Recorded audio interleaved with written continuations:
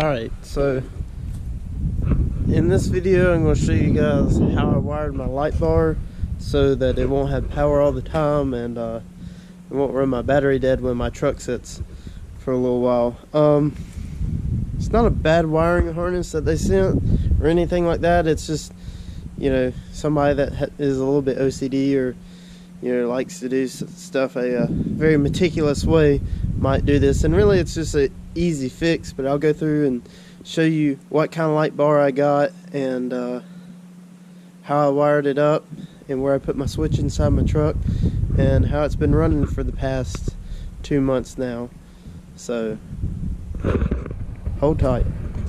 Alright, right here is where I mounted my light bar on the front of my truck, and it came with all the hardware and stuff that was needed. And so from there I just, you know, drilled my holes in my bumper and started running wire. It comes out, it's got its own like 2 pigtails with its positive negative wire, and then from there the harness has the rest of the harness has the relay and everything, and it's like it's shown on eBay. And what I did was I used some butt splice connectors to connect those two together, and I was going to use shrink wrap, but then while I was at the auto store, I noticed like some of the butt splices were butt splices and had shrink wrap. So those are the ones that I got. And if you're wondering, hey, what do they look like? I don't have any right now, but I'll be sure to post a link in the description so you guys can go pick that up.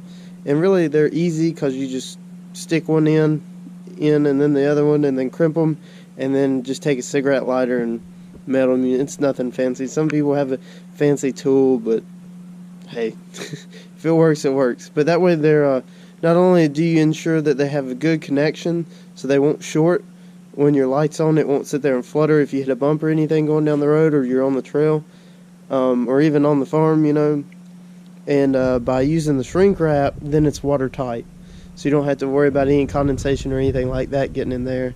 So the next step is I'm going to pop the hood, show you the big motor underneath, all of the 2.8, and show you how I mounted everything and what I did in the fuse box to make sure that the light will not be on or draw power only when the switch is on. So here we go with that.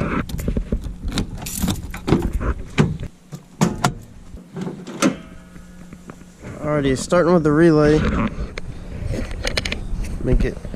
You can see where the relay's at, and it came with a fuse and a relay, and I've got things kind of zip tied pretty nice. And you can see there's a positive and a negative that go into the relay for the battery, and then there's the wiring harness that goes to the light bar. And if we can follow it, it just goes down next to the radiator. And you can see where the hood clamp is, or the hood latch, and then right down in there it goes back towards the light bar. And maybe, just maybe, you can't really see it, but that's not real technical, but just any way you can run it's good. I keep it away from anything that's hot. But with the relay, you've got your positive and negative coming in from the light bar, which is this right here, and then you've got a blue wire as well. Okay, my bad, I told you wrong. Here's positive and negative coming in from the light bar. The blue wire with the positive and negative actually goes to the switch, and that switch has a light on it. And so what I did is I cut that wire. That's why it's duct taped, not duct tape, electrical taped. And that's to the relay, by the way, and so I just taped it off, and I've got a crimp inside there so it's not touching anything, will short out. And then from there I stripped back the wire that goes to the switch, and I have it inside my fuse box. But this is what I'm talking about right here, this little bitty thing with this fuse. You know, all these fuses are up and down, and this one's like weird. Alright, here you go. Here's you, that's the type of butt splice that came with the double fuse. And see, there's the shrink wrap right there that I added on from another butt splice, but that's connected to the blue wire that goes to your switch. So when you wire this bad boy up, you've got power all the time coming from the battery, and when you put everything together, your light on your switch is going to have power, so you're going to be running a little LED all the time. And I really didn't like that at all, and I thought later on, you know, I might have a different type, like a rocker switch that might have a light on it that looks cool, you know, and I didn't want that to run all the time. I knew for sure that would run my battery dead, so I got this from Advance. I'll post a link for how much it is. I think it's like $4, but by doing this, I used a multimeter and turned my switch on to where my lights were on, and by doing that, you're now giving the switch and the light bar power only when your ignition is on. So when your ignition is on, ACC or pass or whatever, and whenever you're going down the road and the engine's actually going. And like I say, that was a really quick, easy fix for that, and it didn't take an engineer to wire the relay.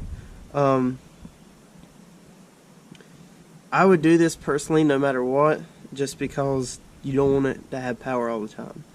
And when things have power all the time, they get hot. So your switch isn't that bad. And so what I'll do now is I'll put the cover back on my fuse box. I'll show you how I ran my wires to my switch that's inside my cab. Here's the relay. I just used the little bolt and washer.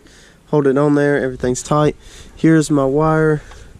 It goes to my switch, and you can see me move it through there. And this green wire and this wire over here with the fuse actually goes to my CB that I don't have right now because I don't use it that much while I'm at school. But alright, so I wired it through this side panel.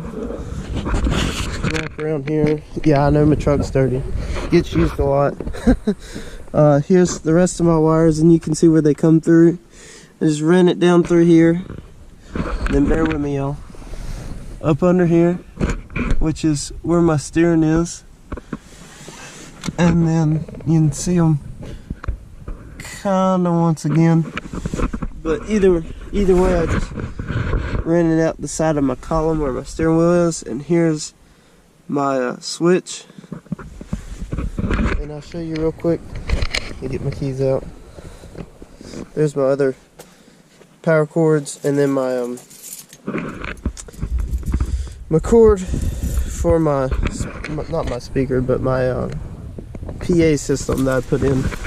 And see, here's your switch, and there's no light, and then you turn it to ACC, no light, and then when you turn it to on, it's on, and now the light bar has power.